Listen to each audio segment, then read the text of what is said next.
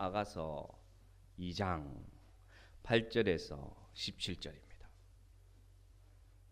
아가서 2장 8절로 17절 말씀.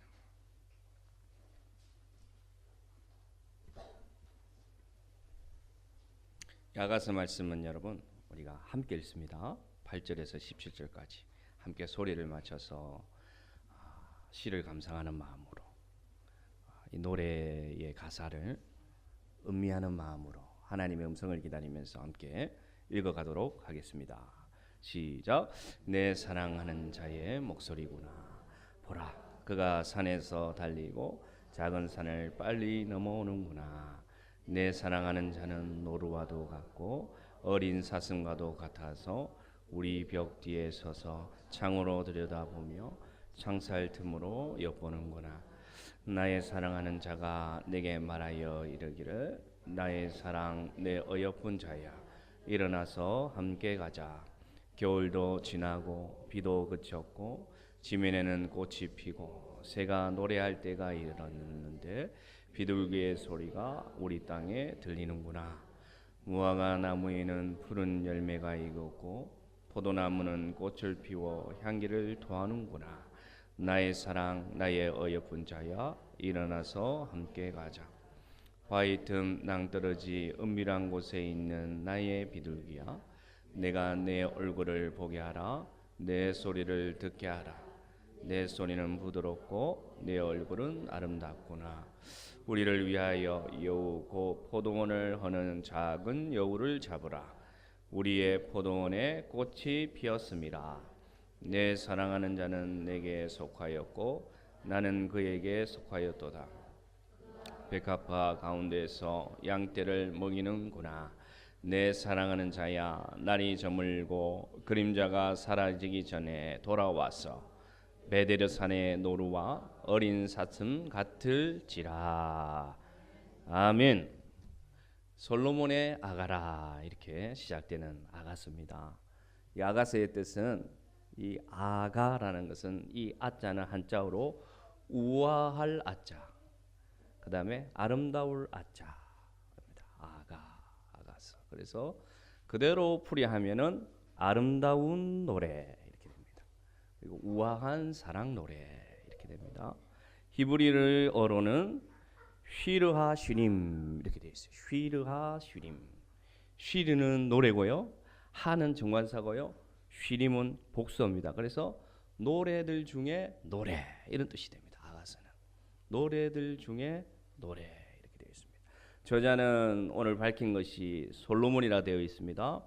왜 솔로몬이라고 우리가 보느냐? 솔로몬은 열왕기상에 보니까 3,000개의 잠언을 지은 사람이고요, 1,005개의 노래시를 지었던 자였고 20여 종의 동물과 식물들을 다 박사처럼 깨고 있었고 세상에 가지고 있던 많은 지혜를 가진 자가 누구였느냐? 솔로몬이기 때문에 이 아가서는 솔로몬이 지은 노래시라 그렇게 생각합니다.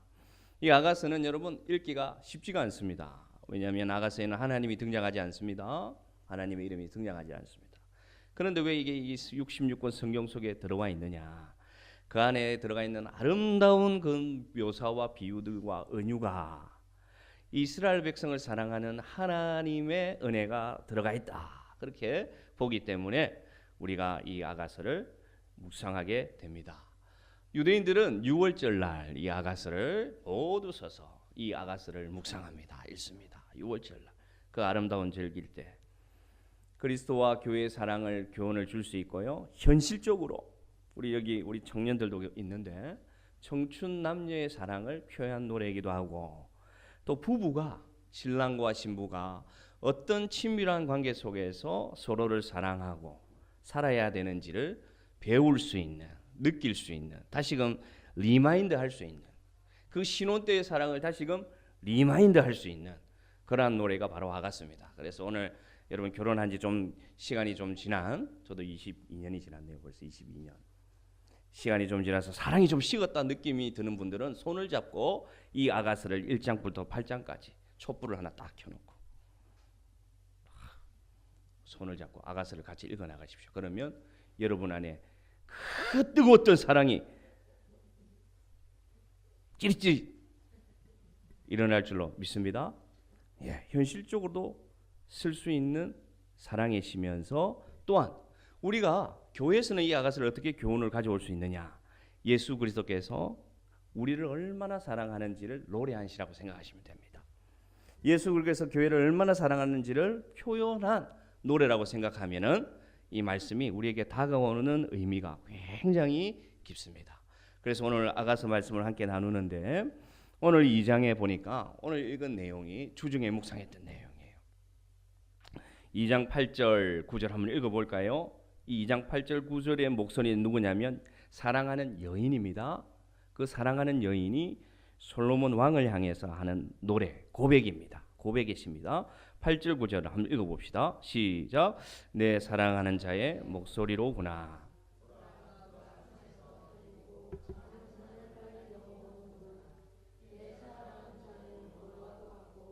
어린 사슴과도 같아서 우리 벽 뒤에 서서 창으로 들여다보며 창살 틈으로 엿보는구나. 아멘. 드라마의 한 장면처럼 영화의 한 장면처럼 지금 이 장면을 여러분 상상하시면서 오늘 말씀을 함께 듣기를 바랍니다. 이 술람이 여인이 목소리를 들었어요. 정말로 사랑하고 기다렸던 사람의 목소리입니다. 그래서 8절에 뭐라고 표현하냐면 내 사랑하는 자의 목소리구나. 그렇게 표현하고 있습니다. 여러분은 어떤 목소리를 듣고 싶어 하십니까? 어떤 목소리를 듣고 싶어 하세요? 어떤 사랑하는 자의 목소리를 기다리고 계십니까? 인생 가운데는 이 귀한 목소리를 체험하는 경험이 많이 있습니다.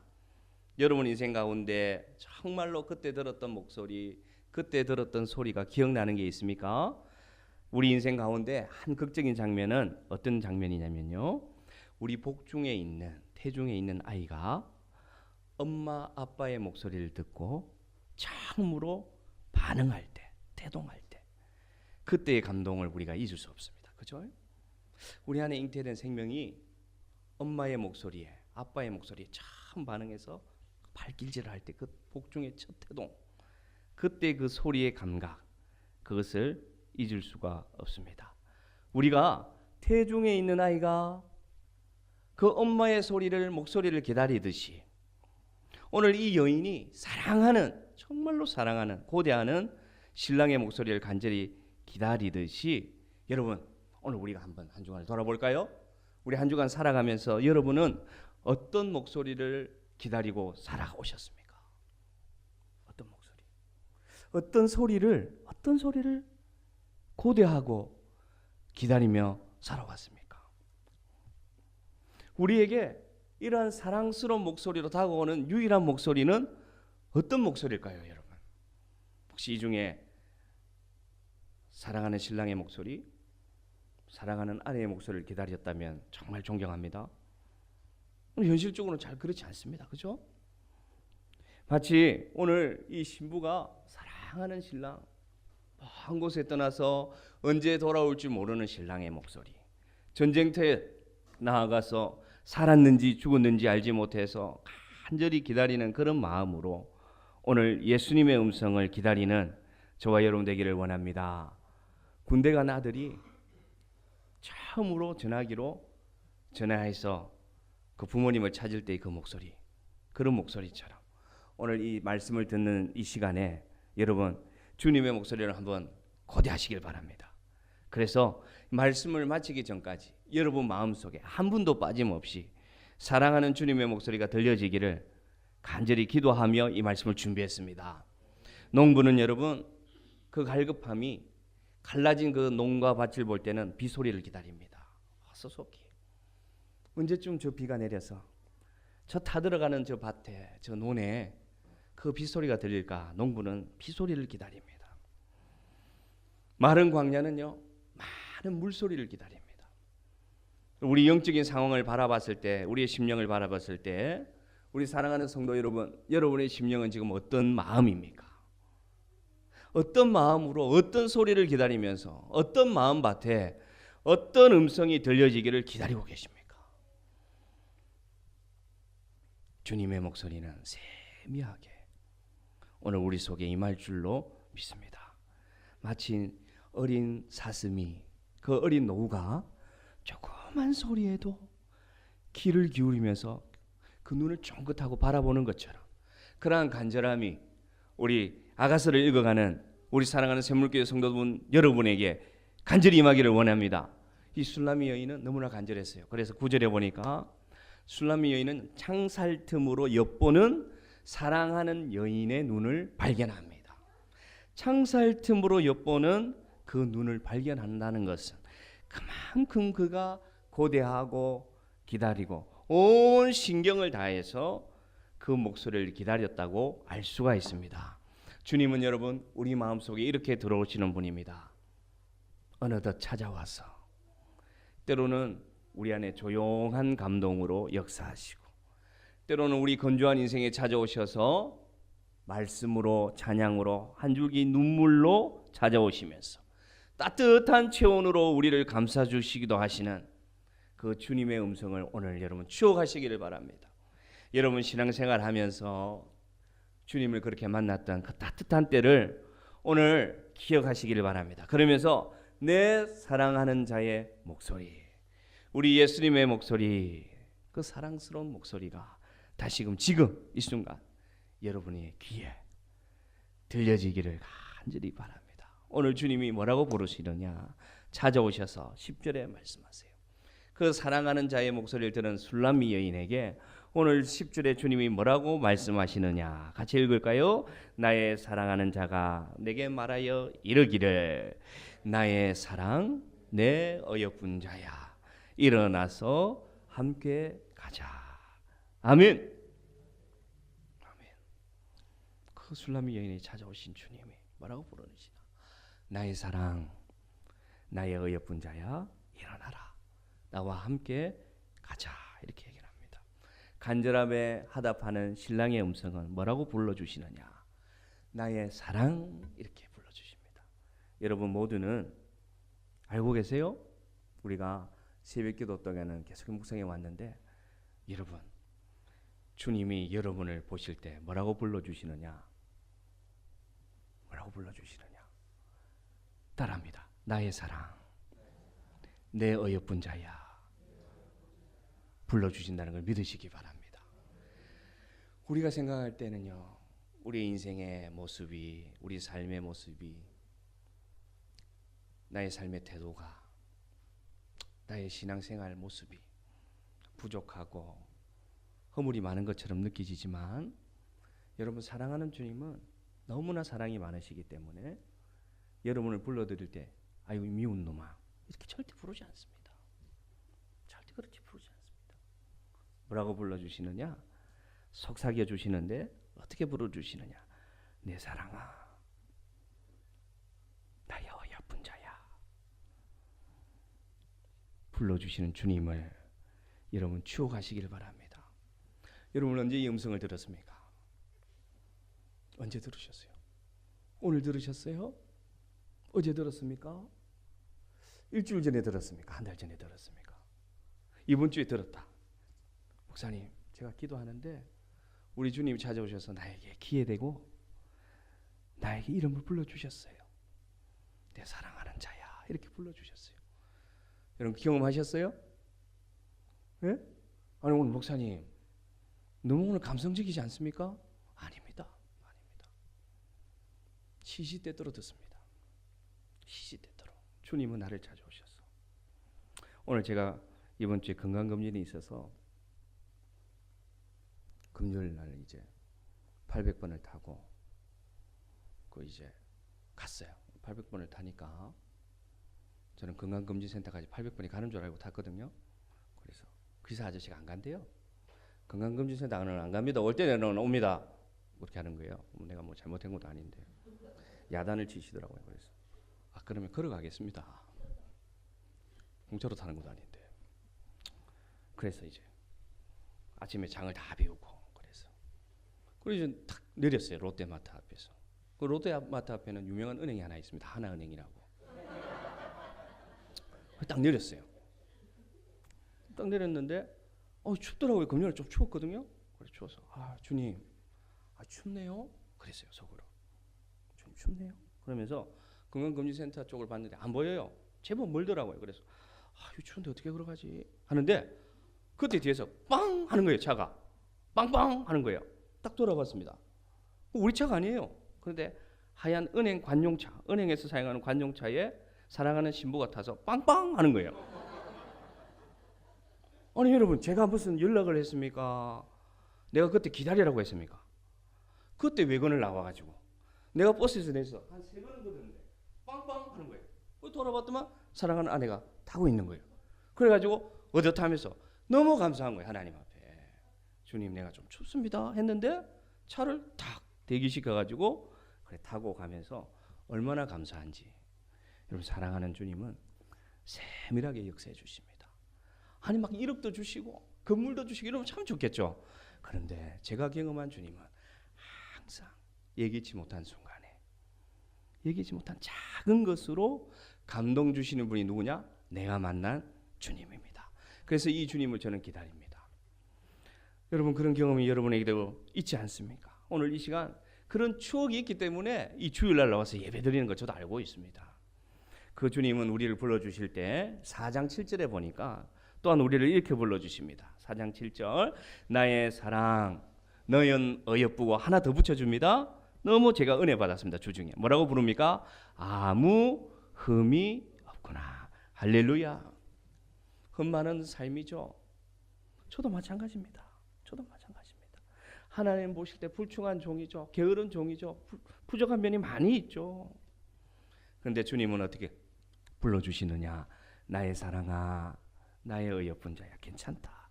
너는 내가 볼 때 아무 흠이 없고 완전하다. 왜냐? 예수 그리스도 십자가 보혈로 완전하신 주님이 그 옷을 우리에게 입혀주셨기 때문에 나는 찢어진 상처가 있고 더럽혀져 있고 세상에 오염되어 있지만 주님이 그 아름다운 옷을 우리를 입혀주신 눈으로 바라보니까 주님 보실 때는 어떻습니까? 아무 흠이 없다. 이렇게 인정하십니다. 오늘 따라합시다. 나의 사랑, 나의 어여쁘고 아름다운 자야, 너는 아무 흠이 없구나. 할렐루야. 여러분, 꺼리낌 없이 주님의 이름을 부르시길 바랍니다. 여러분, 절대 주눅들지 마시고 부족하다고 생각하지 마시고 주님의 이름을 있는 그대로 불러주시길 바랍니다. 주님은 그렇게 나오는 자를 기다리고 계심을 믿으시기를 바랍니다. 이름을 불러주신 주님이 이제는 우리에게 무엇을 권면하시는가? 첫째는 오늘 보시니까 주님께서 일어나라 권해주십니다. 일어나라. 나의 사랑, 나의 어여쁜 자야, 뭐라고 말씀하시느냐? 일어나라. 이렇게 얘기하십니다. 일어나라. 그 주저앉은 자리에서 일어나라 말씀해 주십니다. 왜냐? 왜 일어나라고 하시느냐? 11절 12절. 11절 12절 같이 읽습니다. 겨울도 지나고 비도 그쳤고 지면에는 꽃이 피고 새가 노래할 때가 일어났는데 비둘기 소리가 우리 땅에 들리는구나. 왜 일어나라고 하느냐? 뭐가 지나갔다? 겨울이 지나갔다는 것입니다. 여러분 인생에 내리던 그 혹독한 추위가 이제는 끝났다고 주님이 선포해 주십니다. 차가운 그 겨울, 차가운 겨울, 꼼짝달싹할 수 없이 우리를 가두어뒀던 그 상처, 그 아픔, 그 죄악, 그 허물이 이제는 끝나서 이제는 봄이 왔다. 여러분 인생에 봄이 왔으면 여러분 믿으십니까? 목사님, 저는 아직 봄이 안 온 것 같아요. 여전히 저는 추운 것 같아요. 아니죠. 주님의 음성이 여러분에게 역사하시면 여러분의 환경에 상관없이 여러분 이제 겨울이 끝났음을 고백하게 됩니다. 내 삶에 이제 겨울은 끝났어. 내 삶에 더 이상 그 폭풍 한설의 겨울은 이제는 없어. 내 삶에 내리던 그 수없이 내리던 그 비는 이제 그쳤어. 왜냐? 새가 노래해. 이제 봄날이 왔어. 왜냐? 누가 동행하고 계시기 때문에? 주님이 나와 동행하고 계시기 때문에. 부활하신 주님이 그 겨울을 이기고 나오셔서 우리 인생에 새 봄을 허락하셨기 때문에 그 음성이 들리면 여러분은 이제는 봄날을 사는 인생임을 여러분 감사하시길 바랍니다. 우리는 그렇지 못해요. 우리는 그렇지 못해요. 자꾸만 겨울이라고 생각합니다. 그래서 우리가 어떻게 사느냐? 14절 보십시오. 우리가 사는 모습. 14절 읽습니다. 바위 틈 낭떠러지 은밀한 곳에 있는 나의 비둘기야, 내가 내 얼굴을 보게 하라. 내 소리를 듣게 하라. 내 소리는 부드럽고 내 얼굴은 아름답구나. 우리는 여전히 겨울인 줄 압니다. 주님이 우리를 보고 싶어 해요. 주님이 우리 목소리를 듣고 싶어 해요, 여러분. 그런데 우리는 어떻게 사느냐? 바위 틈, 낭떠러지, 은밀한 곳에 자꾸만 숨어요. 자꾸만 주님 앞에 부끄럽다 생각합니다. 내가 나설 것이 없다고 생각합니다. 자꾸만 부족하다고 생각합니다.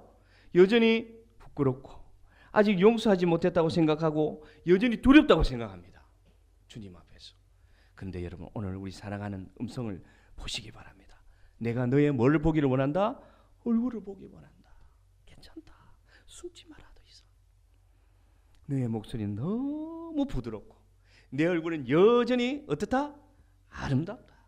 오늘 여러분 주님의 사랑을 많이 오늘 느끼고 돌아가시길 바랍니다. 월요일 화요일까지 아가서가 남아 있으니까 꼭 아가서 묵상하세요, 여러분. 꼭 묵상하세요. 그리고 묵상하시고 여러분과 연관된 사람에게 자꾸만 사랑한다고 고백하십시오. 자꾸만 고백하십시오. 아무리 얼굴 보면 믿고 이런 생각이 들더라도 아가서를 묵상하시고 나의 어여쁜 자야.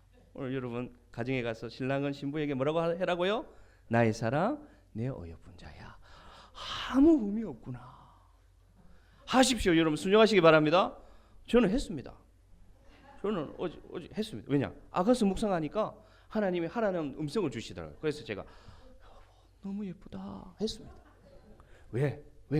하나님은요, 우리 인간관계에 있어도 그 사랑을 회복하시기를 원하실까요? 안 원하실까요? 원하십니다. 아담과 하와가 에덴 동산에서 벌거벗었으나 부끄럽지 않은 관계 속에 사는 것은 완전한 사랑 속에 살았다는 것입니다. 주님이 오셔서 우리를 다시 회복시킨 것은 그 사랑의 관계로 노력하고 나아가라. 그게 우리의 사명입니다, 여러분. 그래서 여러분, 여기 혹시 교제하고 있는 우리 청년들이 있으면 그렇게 고백하고, 그렇게 사랑하는 관계 속에 있는 부부들 꼭 고백하십시오. 나의 사랑, 어여쁜 자야. 그렇게 고백할 때 주님이 우리에게 하시는 고백이 우리가 느껴집니다. 연결됩니다. 그리고 부부가 아닌 분들은 또 누구에게 할 수 있느냐? 자녀에게 하십시오. 나의 사랑 고백해 주십시오. 나의 어여쁜 자녀야. 너는 아무 흠이 없구나. 어떻게 이렇게 나를 닮아서 예쁘고 이렇게 잘생겼냐. 이렇게 고백하는, 아가서 묵상동이라도 고백하는 저와 여러분 되기를 원합니다. 부끄러워하지 말라고 그렇게 하세요. 주님이 부끄러워하지 말라. 아무 의미 없다. 괜찮다. 그 다음 단계는 뭐냐? 일어나기를 원하시는 거예요. 겨울이 끝났음을 알고 일어나기를 원하면서, 그 다음에 뭐라고 주님이 초대하시느냐? 일어나라. 그 다음 뭐라고 합니까? 함께 가자 하십니다. 어떻게 보면 부활절 말씀과 연결되는데, 사랑하는 주님은 찾아오셔서 우리 음성을 부르시고 주저앉은 자리에서 격려하시면서 일어나라 하시면서, 그냥 이제 일어났으니까 혼자 살아 하시는 분이 아니라 뭐라고 합니까? 함께 손잡고 함께 살자 하십니다. 우리 성도님들 이 단계까지는 많이 체험해요. 어느 단계냐? 이름 불러주시고 일어나라는 음성을 듣는데, 우리가 어느 부분에서 많이 약한가? 함께 가는 단계에서 많이 약할 때가 있습니다. 여러분 혼자 산다고 생각하십니다. 그러니까 교회에 오면 주님이 함께 계시는 것 같은데, 세상 속에 나가서 절망을 맛보고 어려움을 맛보고 그 다음에 난관을 만나면 대부분 생각할 때 주님이 내 손을 안 잡고 있다고 생각하는데, 여러분 그렇지 않습니다.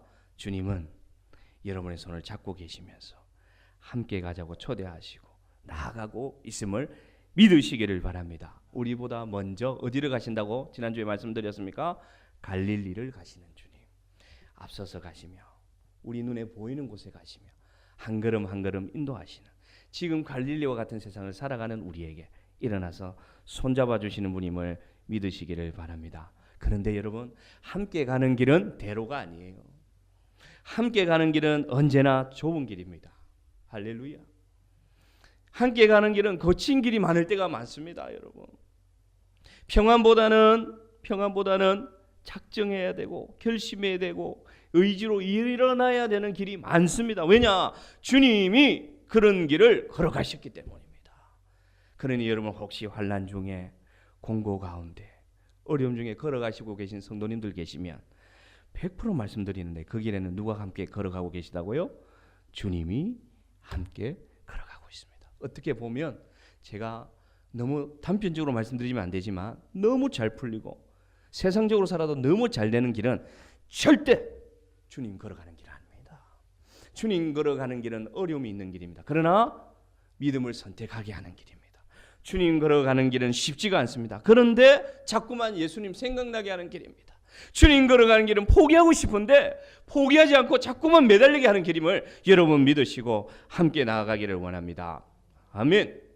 제가 유초동부를 맡았던 한 집사님이 계세요. 제가 유초동부 전도사로 섬겼고 그 집사님은 회계 집사님으로 섬긴 집사님이 계신데 오래간만에 연락이 왔어요. 목사님 하고 연락이 왔어요. 서울 분인데 부산에서 이사를 가게 돼서 저기 경기도 남양주 그쪽으로 이사를 가게 단양시 단양신도시 그쪽으로 가게 되라고 전화가 왔는데 목사님 제가요 교회를 정하고 있어요. 전화가 왔어요. 그러면서 그 남양주 쪽에는 큰 교회들이 많이 있거든요. 그쪽에 많이 있습니다. 큰 교회, 소문난 교회 그런 교회들 많이 있어요. 저기 2달을 교회를 다니는데 자기 집 앞에 베란다 문을 싹 열면은 2층 상가에 보이는 교회가 있대요. 교회가 있대요. 목사님, 제가 베란다 문을 열 때마다 자꾸만 부담이 된대요. 작은 교회. 대여섯 가정 정도 모이는 교회랍니다. 그러면서 목사님 제가 어떤 교회를 정해야 될지 기도 좀 해주세요 하는데 제가 거기 전화해야 되고 그대로 말했습니다. 집사님 마음이 부담되십니까? 예. 자꾸만 눈에 들어온다는 거예요. 간판이. 그러면 집사님 그 교회가 맞습니다. 그 교회가 맞습니다. 그러니까 자기도 그런 생각이 드는데 너무 부담스럽대요. 작은 교회 생기려고 하니까. 그래 제가 그러면 집사님 일단은 제가 기도하여 해보고 다시금 연락드리겠습니다 하고 끊었어요. 그때가 화요일인데 금요일날 기도하는 가운데 들어서 카톡으로 답을 드렸어요. 집사님의 섬김의 달란트와 집사님 가까이 있으면 기도하기도 좋고 예배드리기도 좋고 모든 것을 봤을 때 부담스럽겠지만 하나님이 초대하는 교회 같아요. 그러니 집사님 가진 달란트로 섬기면 그 교회가 얼마나 힘이 되겠습니까? 그래서 기도하는 마음으로 섬기시고 분명히 예수님이 기뻐하는 길은 섬김과 헌신이 있는 길입니다. 그렇게 문자를 보냈어요. 그런데 바로 답장이 오기를 안 그래도 목사님 제가 화요일날 통화할 때 목사님 얘기 듣고 바로 수요일날 마음을 정했어요. 그 답장이 왔어요. 그래 봤어요. 할렐루야. 제가 왜 말씀드리느냐. 여러분 주님은 함께 가자고 초청하실 때 큰 교회 가서 아련한 본당에 서서 그런 것도 물론 맞을 수도 있어요. 그러나 대부분 하나님이 주신 부담스러운 감동, 섬김의 감동은 함께 가자. 사랑하는 자야 나와 함께 가자. 나의 어여쁜 자야 일어나서 함께 가자. 그래서 오늘 이 자리에 앉아 계신 서귀포 샘물교회 사랑하는 성도님들은 주님과 동행하는 험한 길을 걸어가는 성도임을 인정합니다. 할렐루야. 여기 서귀포 교회 100년 된 교회 제일교회 서귀포 중앙교회 열린 열방교회 또 많습니다. 큰 교회 저기 또 저기 어디 있습니까? 월드컵 경기장에 법안교회 얼마나 많습니까? 그런데 이 서귀포 샘물교회 이렇게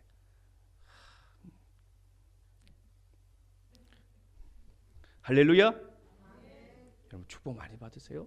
여러분 주님과 함께 일어나서 함께 걷는데 꼭 내 의지로 걷는 게 아니라 누구의 음성을 들으면서 주님의 음성을 들으면서 쉬운 길이 아니죠. 잘 알고 있습니다. 어려운 길이죠. 어려운 길입니다. 자, 그러면 그렇게 걸어가면 우리에게 주는 은혜는 무엇인가? 네? 우리에게 주는 은혜는 무엇인가? 그렇게 걸어갈 때 먼저는 우리가 제거할 게 하나 있다고 하네요. 15절입니다. 그렇게 걸어갈 때 우리가 결단하고 걸어갈 때 딱 한 가지를 제거해야 되는데 15절에 나와 있습니다. 함께 읽습니다. 우리를 위하여 여우 곧 포도원을 허는 작은 여우를 잡으라. 우리의 포도원에 꽃이 피었음이라. 아멘. 제가 알기로는 이 포도원에 꽃이 피고 나면 그 다음 열매가 맺힌다고 저는 알고 있는데 오늘 시기가 어떤 시기냐. 주님의 음성을 들었습니다. 그 다음에 일어났습니다. 그 다음에 함께 가고자 손을 잡았습니다. 그때 꼭 한 가지 우리가 해야 될 일이 있어요. 의지를 가지고. 뭐를 잡아야 된다고요?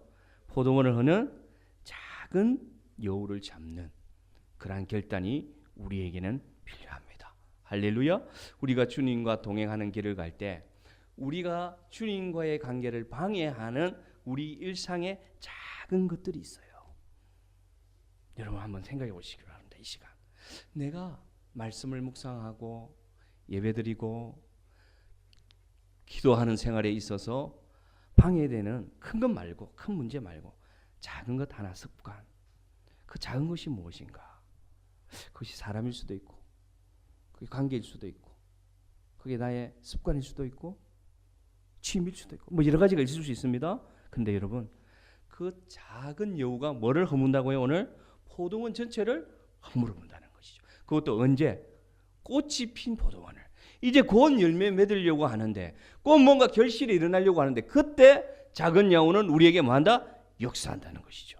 하나님과의 사랑의 교제, 하나님과의 믿음의 길을 나아갈 때 여러분 이 작은 여우가 꼭 역사합니다. 꼭 역사합니다. 그래서 시험 들게 합니다. 뭔가 역사가 일어날 것 같은데 그 단계에서 이 작은 여우가 내 마음을 휘젓고 다닙니다. 휘젓고 다닙니다. 그때 그 여우를 어떻게 하라고 합니까? 내버려 두랍니까? 잡으라고 합니까? 잡으라. 이리저리 마음을 대로 쫓아다니고 말씀을 뿌리 내리지 못하고 지금도 만약에 집중 못하게 하는 어떤 그 걱정 근심을 하게 하는 여우가 있다면 마음속으로 기도하십시오. 주님, 이 작은 여우 내게서 떠나게 하여 주옵소서. 그래서 나의 마음의 포도원을 다시금 단단하게 주님 말씀으로 울타리를 칠 수 있도록 성령께서 역사하여 주옵소서. 말씀으로 기도하시길 바랍니다. 그렇게 여러분 나아가면 우리에게 놀라운 역사, 이제 결론의 말씀, 놀라운 역사. 드디어 어떤 일이 벌어지느냐, 우리 인생에. 그의 목소리에 귀를 기울이고 사랑하는 음성을 듣고 일어나는 권면을 듣고 손을 잡고 함께 가며 포도원을 허무는 작은 여우까지 제거해서 온전히 주님 앞에 나아갈 때 우리 인생에 일어나는 역사가 뭐냐? 16절 17절 같이 읽습니다. 시작. 내 사랑하는 자는 내게 속하였고 나는 그에게 속하였도다. 그가 백합화 가운데에서 양떼를 먹이는구나. 17절. 내 사랑하는 자야, 날이 저물고 그림자가 사라지기 전에 돌아와서 베델산의 노루와 어린 사슴 같을지라. 아멘. 주님의 마지막 음성이에요. 그렇게 살아가면 나는, 주님은 우리 안에, 우리는 누구 안에? 주님 안에 속한 삶을 살아갑니다. 그렇게 되면 그때부터는요, 일상을 살아도 주님 감동이 나한테 꼭 밀려오고요. 그래서 감동 온 대로 실천하게 되고요. 그래서 내 마음대로 되지 않아도, 인생이 잘 되지 않아도 그때는 어떤 단계가 되느냐? 주님, 나를 통해서 무엇을 하시고자 합니까? 기대가 넘치는 인생이 될 수 있습니다. 그러한 인생이 여러분 되기를 원합니다. 그런데 여러분, 제가 말씀을 마치면서 말씀드리는데 주님의 초대는 유효 기간이 있습니다. 주님의 초대는 유효 기간이 있어요. 17절에 보십시오. 내 사랑하는 자야, 언제? 날이 저물고 그림자가 사라지기 전에 어떻게 하라? 돌아와라. 시간이 가고 있다. 내 인생의 시간이 가고 있다. 내 기회의 시간이 가고 있다. 그러니 날이 저물고 그래야만 그림자가 남아있을 때 나를 돌아와야지 나를 만날 수 있다. 오늘 여러분, 주님의 음성이 여러분 삶 속에 다시금 들려지고 사랑한다는 목소리가 들려지고 그림자가 사라지기 전에 오늘 여러분 마음속에 혹시라도 그런 감동이 일어났다면 작은 여우 잡아버리고 주님과 다시 교제하고 주님과 함께 먹고 마시는 참 사랑의 삶을 시작하시는 우리 사랑하는 성도들 되기를 주님 이름으로 축복합니다. 마지막 말씀 읽고 마치겠습니다. 마지막 말씀, 제일 마지막에 요한복음 14장 20절과 요한복음 15장 7절 말씀. 자, 말씀을 결론 지으면서 같이 읽읍시다. 그날에는 내가 아버지 안에, 너희가 내 안에, 내가 너희 안에 있는 것을 너희가 알리라. 너희가 내 안에 거하고 내 말이 너희 안에 거하면 무엇이든지 원하는 대로 구하라. 그리하면 이루리라. 아멘. 지금 희미하게 보이죠, 여러분? 지금 내 곁에 주님이 없는 것처럼 느껴지지만 그날에는, 분명히 그날에는, 우리 주님 만나는 그날에는 분명히 알게 될 것입니다. 주님이 내 굽이굽이 인생마다 그렇게 역사하셨다구나. 그래서 부둥켜 안고 눈물로 감사로 울 그날, 우리 주님 만날 그날이 분명히 올 줄로 믿습니다. 주님과 교제하십시오. 음성 듣고 살아가시기를 바랍니다. 우리 찬양하기